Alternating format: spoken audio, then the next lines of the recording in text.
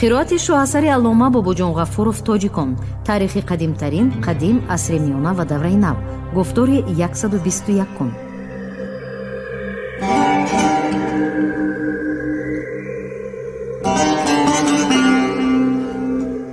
اثری تاجیکان شعله‌ای بود که به صحیفه‌های تاریک و فراموش گشته تاریخ ملت تاجیک روشنی انداخته پدیده‌های خودشناسی و افتخار ملی را تکمیل داد. پرزیدنت جمهوری تاجیکستان امامعلی رحمان.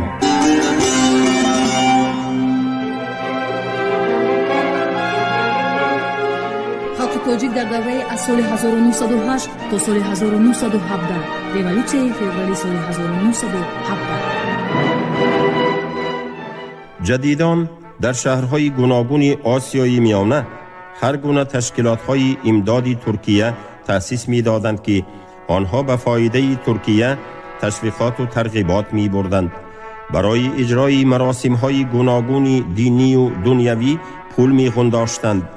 حتی حاجی‌های ترکستان هم به ترغیب و تشویق غایه‌های پن اسلامیه سفربر می‌شدند. به آنانی که به حج می رفتند تأکید کرده می شد که سلطان خلیفه مسلمین است و به وی اطاعت کامل باید کرد و آنها پس از حج باید در همان جا غایه های اتحاد و وحدت تمام مسلمانان را پهن می کردند. در سالهای جنگ یکم جهانی یک گروه پیروان پنترکیزم که به آنها یوسف آقچوروغلی راهبری می کرد و همه اشان از روسیه مهاجرت کرده بودند، فعالیت خود را نهایت وسعت دادند. این ملتچی ها که خود را نمایندگان تمامی مسلمانان روسیه می خواندند، به پایتخت دولت های رفت و آمد داشتند که با روسیه می جنگیدند و در همه جا جار می زدند که در روسیه دولت های صاحب اختیار اسلامی تشکیل کردند در کار. در این بابت فعالیت یکی از میلیونرهای کلانترین آسیای میانه، پیروی اشدی پنترکیزم میرکامل مومنبایف جالب دقت است. هنوز سال 1911 مأموریت محلی اندیجان خبر داشت که میرکامل به منفیت پنترکیه کار میبرد. موافق معلومات مؤسسه خفیه، میرکامل سردار تشکیلات مسلمانانی بود که نیت داشت ضد روس‌ها شورش مسلمانان را بردارد. سال 1914 پیش از آغاز جنگ یکم جهانی وی به برلین رفته با عملداران گرمانیا نقشه های ضد روسیه را محاکمه کرد. در عرفه جنگ به قسطنطنیه آمده با انور پاشا ملاقات کرد و به ترکیه مبلغ کلانی را خیر نمود. ماه ایولی سال 1915 از خانه میرکامل 31 دانه ورقه یافتند که اهالی محلی را به مبارزه ضد روسیه و طرفداران ترکیه دعوت می کردند. در شهرهای گوناگون آسیای میانه چندین گروه های پیروان پنترکیزم بودند که ضرورت غزوات ضد کافران آنها را متحد می نمود. جالب دقت است که عملیات پیروان پنترکیزم آسیای میانه را رزویدکه های خارجه تحریک و دستگیری می کردند. جد و جهد جدیدان و پیروان پنترکیزم و پن اسلامیه که از نام تمامی مسلمانان گپ زدنی می شدند عوام فریبی محض بود. ملتچیان برجوازی کجا بودند و مهنتکشان کجا بودند؟ تفاوت از زمین تا آسمان بود. ملتچیان از آرزو و امید و مقصد و نیت مهنتکشان آسیای میانه بسا دور بودند. کمبغلان تاجیک و ازبیک، ترکمن و قرغیز عقیده جدیدان را نمی پذیرفتند. به آنها همراه نبودند، آن را طرفگیری نمی کردند. پرولتاریات و دهقانان ترکستان می دیدند که ملتچیان برجوازی دشمنان صنفی آنها می باشند و غیر از تالان و تاراج و ظلم و استثمار دیگر چیز را نمی دانند و از استثمارگران دیگر ملت ها هیچ فرق ندارد. توجیک در دوره از سال 1908 تا سال 1917 ریولوسیون فوریه سال 1917 شورش سال 1916 و اهمیت آن، تأثیر خرابی آوری جنگ سال 1914 و اقتصادیات روسیه. در سال 1914 جنگ یکمی امپریالیستی جهانی سر زد. عذاب و کلفت جنگ، تلفات بسیاری آدمان، بی‌لیاقتی هیئت فرماندهی حکومت پادشاهی و خیانتکاری‌های بی‌واسطه حکومتداران نمایان‌ترین آن که با دربار بی‌واسطه علاقه داشتند، شکستخوری در فرانت و خرابشوی عقیبگاه، همه این کینه و عداوت و خشم و غضب کارگران، دهقانان، سلطنت‌ها و اینتلیگنسیا را نسبت به حکومت پادشاهی به وجود آورده، حرکت ریولوسیونی عامه‌های خلق را چی در مرکز و چی در گوشه و کناری مملکت زور و تیز و تند گرداند. احوال وزنین عامه خلق در آسیای میانه با یک قطار سببها وزنین تر می شد. جنگ یکم جهانی به اقتصادیات روسیه، از آن جمله به اقتصادیات آسیای میانه و ناحیه های تاجیک نشین آن تأثیری خرابی آور رساند. کشانده آوردن مال های صناعتی به غایت کم شده، از آسیای میانه برآوردن اشیای خام و آذوقه‌واری برعکس نهایت درجه می افزاید. در نتیجه وضعیت خواجگی خلق کشور و احوال طبقه های مهنتی اهالی بیش از پیش وزنین می شوند. به سبب پست فرآمدن نرخ پخته، خواجگی پختکاران خراب گردیده، سالهای 1915 1916 در آسیای میانه بحرانی به خود خاصی خواجگی سر زد که این باعث ناراضگی های کلان پختکاران شده بود. بغیر از این اندازها خیلی افزوده اسبها را برای احتیاجات جنگ می‌غنداشتند و غیره. نرخ مالهای سیر مصرف فقط در ظرف یک سال 1915 1916 2-3 برابر گرانتر گردید. درجه زندگی اهالی خیلی پایین فرآمد. در عرصه جنگ یکم جهانی در کشور ترکستان فعالیت تشکیلات‌های سوسیال دموکراتی باز سر شد. نه فقط در تاشکند بلکه در بسیار دیگر شهرها کروژاک و گروه‌های سوسیال دموکراتی عمل می‌کردند. در خوجند گروهی بلشویکان کار می‌بردند که به آن ایوانیتسکی سرداری می‌کرد.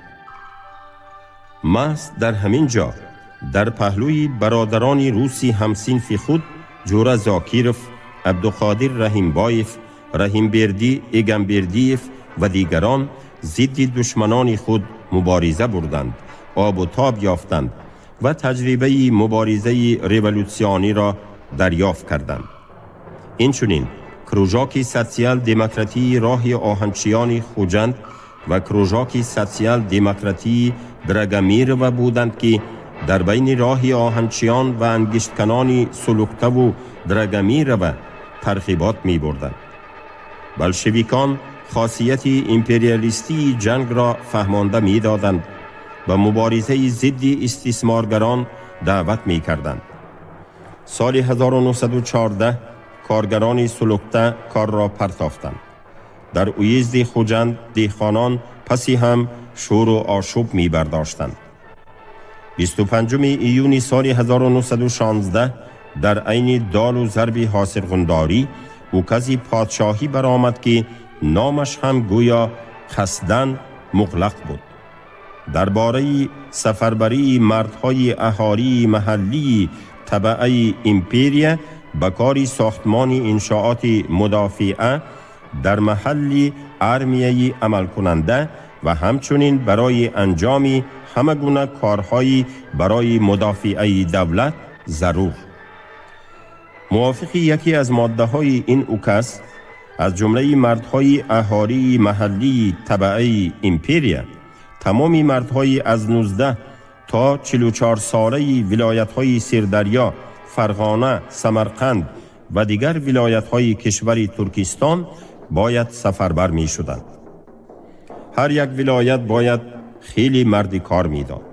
تمامی وزن این کلفت به دوش کمبغلان افتید، زیرا سوداگران کلان و بایها، هر گونه مأموران محلی، ایلیکباشیها، میرزاها، قاریها، ملاها و دیگر عنصران استثمارگر حریصی و پولپرستی مأموران اداره های پادشاهی و محلی را به کار برده، امکانی عوضی کسی سفربر شده را استفاده برده با زوری پول خود را خلاص می کردند.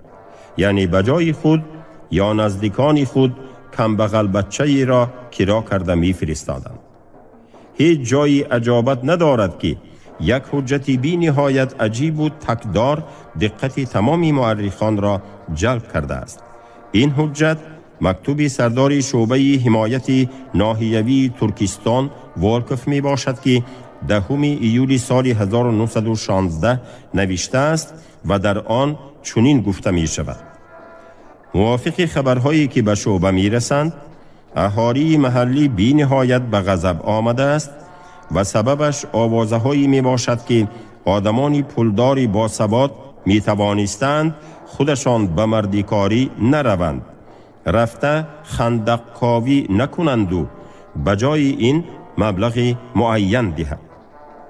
در بازار و چایخانه ها و دیگر جایها گپ شده است که اگر بایها به مردیکاری گرفته نشوند، کمبغلان حتما شوریش می کنند و خودشان این گونه بایها را کشته می پرتایند. چطوری می بینیم خلق ماهیت صنفی مناسبت حکومت پادشاهی را در مسئله مردیکارگیری نقص فهمیده است. خود همین هم یک عامل مهم می گردید که عامه خلق را به نهضت توانای ضد حکومتی سفربر نمود. خلق تاجیک در دوره از سال 1908 تا سال 1917 ریولوسیون فوریه سال 1917 سرشوی و جریان شورش. آشوب‌های اولین در شهر خوجند سر شدند. از روی تقسیمات موافق ولایت و اویزدهای کشور ترکستان، اویزد خوجند باید 9000 مردی کار میداد. به مردی کارگیری 17 ایول سال 1916 باید شروع می کردند. اپریچنیکی پادشاهی، گوبرناتور حربی سمرقند لیکوشین، مثل هم وظیفه های خودش در ولایت های دیگر، روی راست تهدید می کرد که در صورت سرکشی کردن مردیکاران به واسطه قوه های مسلح سفربر کرده خواهند شد. خشم و غضب عامه اویزد خوجند را فرا می گیرد. درباره واقعه های من بعده شهر راپورت سردار گرنیزان محلی پالکاونیک روبخ معلومات مفصل می دهد. این پالکاونیک از آشوب مردم سری کلابه خود را گم کرده و حتی ترتیب بکی ها راپورت دادن را هم از یاد برآورده راپورت را راست به نام پادشاه فرستاده است. به شما اعلی حضرت امپراتور اعظم با تقصیر و کمیت تمام عرض می کنم که 4 ایول روزانه در شهر خوجند مردمی شهر ازدحام کرده به اداره پریستوی پلیسیا آمدند و طلب کردند که رویخط مردیکارانی که موافق فرمایشات شما اعلی حضرت امپراتور اعظم از سنه 25 ایون همین سال باید به کارهای عقبگاه ارمیا فرستاده می شدند بیکار کنیم. حکومتداران پلیسیا خیلی التماس و زاری و تولا کردند که مردم خانه به خانه روند، ولی کسی به گپ آنها گوش نکرده و همه برابر غوغا و مغل برداشتند. وقتی پلیسای ها مردم را تیره داده دور کردنی شدند، اهالی محلی مقابلت کردند و پلیسای ها را داشته زدند. از پاسبانگاهی که در نزدیکی واقع بود 5 نفر عسکری قطاری دسته قراولان خوجند که برای رفع بی‌ترتیبی ها آماده می ایستادند به سر غوغا دویده آمدند، ولی ازدحام آنها را هم فی الحال پیچانده گرفت و در این مابین یکی از شهریان ملتقی عسکر را کشیده گرفتنی شد. دیگران باشد عسکران را سنگباران کردند. در همین لحظه از بین ازدحام کسی تیر کشاده بود که این عسکران قطاری و شریکان آنها که در بالای دیوار قلعه می ایستادند به طرف ازدحام 16 مراتبه تیر کشادند. در نتیجه 2 کس کشته و 1 کس مجروح شد. هر 3 اهالی محلی می باشند. ازدحام فوراً پراکنده شد. واقعه های خوجند به شور و آشوب های عاموی سراسر کشور ترکستان یک نوع سرخبار شدند. شورش شهر اساسی کشور تاشکند و پس از آن تمام دیگر ولایت ها را فرا گرفت. ما تمام جزئیات شورش را مفصل بیان نمی کنیم، زیرا درباره آن تحقیقات های مخصوص چاپ شده اند. ما فقط دیده می براییم که این شورش در ناحیه های تاجیک نشین چگونه ظاهر شد و به ظهورات آن چگونه بها دادند. ما در بالا از روی راپورتی با تقصیر و کمترین پلکامنیک روبخ دیدیم که شورش از نقطه نظر حربیان و پلیسای ها چگونه گذشته است.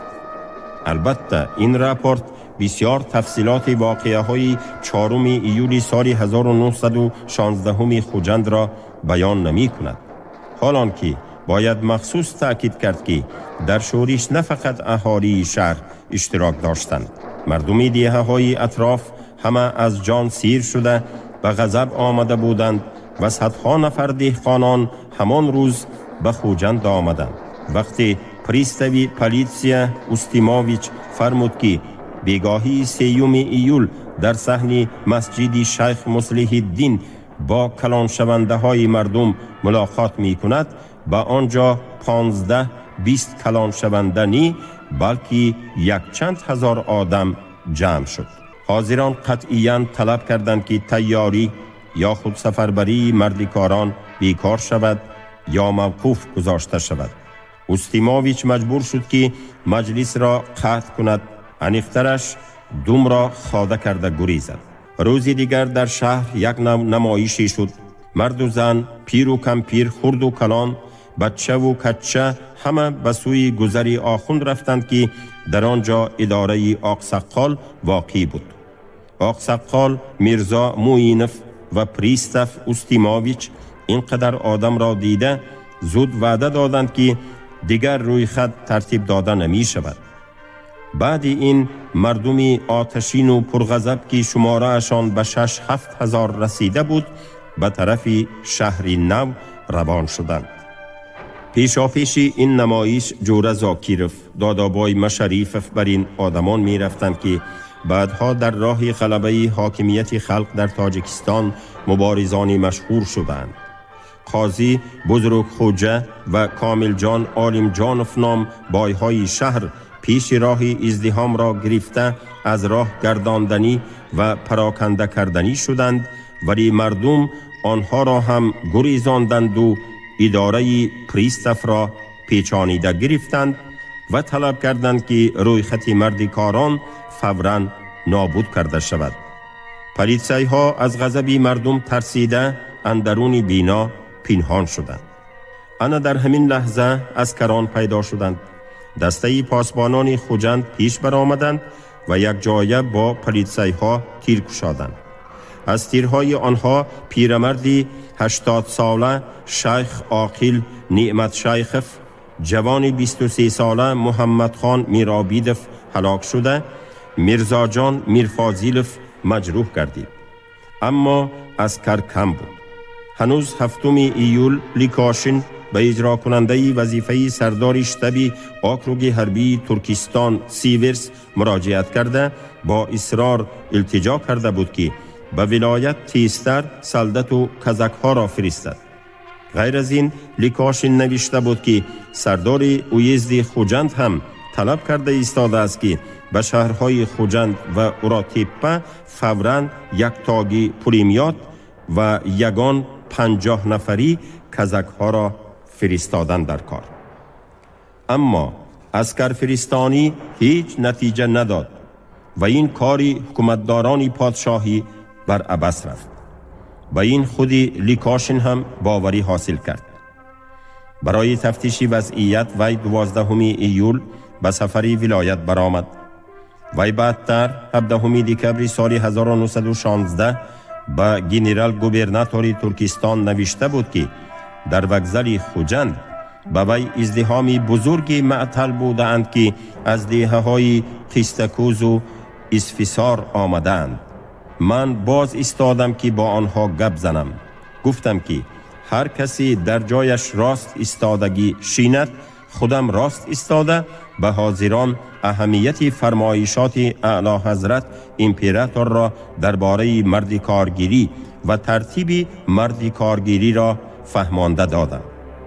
همه گپ نزده گوش می کردند، ولی روی همه تیره و قباقها آویزان بود و از سکوت آنها کس را واهمه زیر می کرد. در آمدی گپ گوبرناتور ثانیتر می گوید که نه همه در سکوت بودند. اسفساری برآمده گفت که کاوفمن در وقتش وعده داده بوده است که در مدت 50 سال یگان کس را از اینجا به عسکری نمی گیرند. پس از این لیکاشین باز گپش را دوام داده می نویسد. من به آن اسفساری و به ازدحام گفتم که این گپ افسانه است و معنا ندارد و ظاهراً گویا که گپ‌های من معقول شدند، ولی عاقبت کار تماماً دیگر برآمد. ملایی که با وی گپ می زدم یک باره به ازدحام رو آورد و گفت گپ را کشال دادن چی لازم؟ های خلایق، شما گفته بودید که مردی کار نمی دهید، راست است.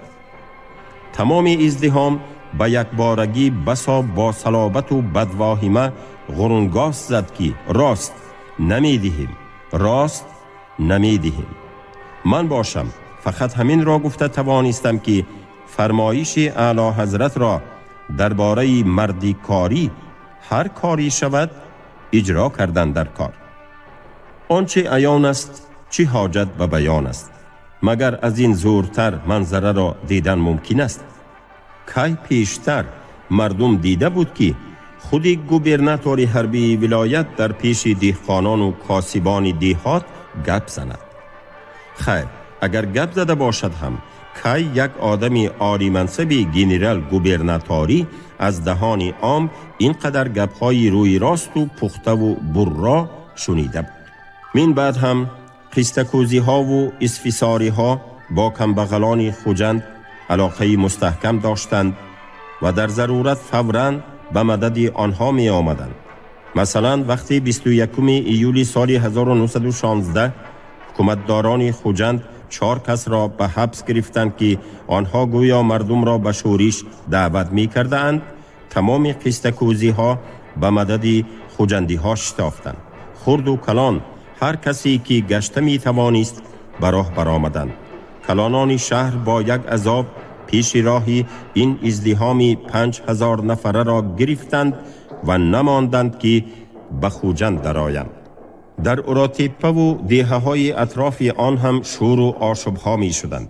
لیکاشین به گنرال گوبرناتور ترکستان کوراپاتکین 7 دکبر سال 1916 مکتوبی فرستاد که در آن نوشته بود 1 اوگوست به شهر از وروس غانچی 2 گروه دهقانان آمدند. یک گروه 200 نفر، گروه دیگر 250 نفر. آنها به ترتیب دادن روی خط مانع شدنی بودند. با یاردم پاسبانان سواره و پلیتسای ها غانچیگی ها پراکنده کرده شدند. صرف نظر به همه این، سردار اویزد خوجند پلکاونیک روبخ خوف داشت که مردم این جایها باز شورش می کنند. بنابراین وی از گوبرناتور حربی سمرقند التماس کرد که به ولوس غانچی اتریدی جزادهنده شهرستان فرستاده شود و آن باید حقوق داشته باشد که در ضرورت تعزیر هم کند. پس از این روبخ می نویسد: از بس که بی تأخیر تیز و تند عمل کردن در کار، بنابراین دهها و صدها کس را حبس کرده به ضمن این تمام رسمیت ها را قرار حبس، پرسش و تیرگب معلومات به اداره های بالایی رعایت کردن ممکن نیست. و از گپ‌هایش معلوم که شورش حقیقتاً وسعت یافته بوده است. مأموریت پادشاهی ارمیه خود را به منبع‌های شورش با عذاب تقسیم می کرد، زیرا اطریت‌های جزا دهنده نمی رسیدند. 9 اوگوست در خیستکوز مردم باز شورش برداشتند. خود همان لیکاشین و تاشکند چنین خبر داده بود: ازدحام بزرگی مردم، خرد و کلان، مرد و زن به حولی اداره سردار ولوس زده در آمدند و سردار ولوس الیک باشی و پاسبان را داشته زدند. سلدت و کزک فرستید. از تمام ولوس و اویزد و ولایت های کشور ترکستان به مرکز آن فقط همین گونه تلگرام ها می آمدند، زیرا شورش در خوجند سر شده سراسری کشور را فرا گرفت و تا تیر ماه سال 1916 در منبع‌های اساسی خود و در بعضی جایها از این هم دیرتر دوام کرد. فقط پس از آن که به آسیای میانه قسم‌های نوی ارمیه آمدند، شورش پخش کرده شد. قوه اساسی شورش دهقانان و کاسبان بودند. در ناحیه‌های زراعتکاری مقابلت شورشگران به درجه سخت شد که گنرال گوبرناتور ترکستان آن مقابلت را فقط با زور ارمیه و ارتیلری رفع کرده توانست. موافق معلومات ارخیو، در امارت بخارا هم شور و آشوب‌ها از ابتدای سال 1916 سر شدند و علل خصوص در کتاب شهر سبز، یکباغ و چراغچی وسعت یافتند. مخصوصاً دهقانان به شور آمدند که امیر برای ساختمان راه آهنی بخارا تیرمیز زوراً سفربر کرده بود. تقریباً ماه‌های مارت اپریل سال 1916 اگنتی سیاسی روسیه در یکی از خبرهای خود نوشته بود: ناراضگی کارگران تا رفت زیاد شده ایستاده است. استثمار و خودسری حد ندارد. برای 2 هفته کار سردها همگی 1 سوم معاش می گیرند و خورد و خوراکشان از خودشان. در موضع کلیف کرمیز آوازه پهن کردند که راه دولتی است و در آن بی پول کار کردن در کار. اهالی بیکی های کوهستان، مثلا اهالی بلجوان، باز سر برداشتند. شورش سال 1916 نهضت استخیوی بود و نه در همه محلها خصوصیت خلقی داشت. شورشگران نه وظیفه شورش را درست درک می کردند و نه راه های غلبه را می دانستند. بسیار شورش ها جدا جدای بی رابطه بودند. نقشه یگانه عملیات راهبریت یگانه نبود. گرچند موافق معلومات اداره پلیسیا در بعضی محلها بعضی سوسیال دموکرات ها که در بعضی شهرهای آسیای میانه زندگی می کردند در این یا آن شورش با این یا آن اندازه دخل داشتند، ولی ما گفته نمی توانیم که در این شورش ها راهبری پرولتاری وجود داشت. این گونه راهبری نبود. پرولتاریت محلی ملی حالا کم شمار و تشکل نیافته بود. برای راهبری قادر نبود. پرولتاریت روس باشد، گرچند به آنها پارتی بلشویکان راهبری می کرد، در ابتدای شورش با مهنتکشان محلی که اساساً از دهقانان عبارت بودند رابطه مستحکم نداشت. نتیجه مهمترین شورش سال 1916 در همین که شورش در آن جایهایی که خصوصیت حقیقتاً خلقی و آزاد کننده داشت پایه های حاکمیت پادشاهی و استثمارگران محلی را سست کرد. شما گفتاری 121 رو از کتاب علامه باباجان غفورов تاجیکان شنیدید. عبدالرشید خوجامقулов خوند. کارگردان شیرالی نفسلی.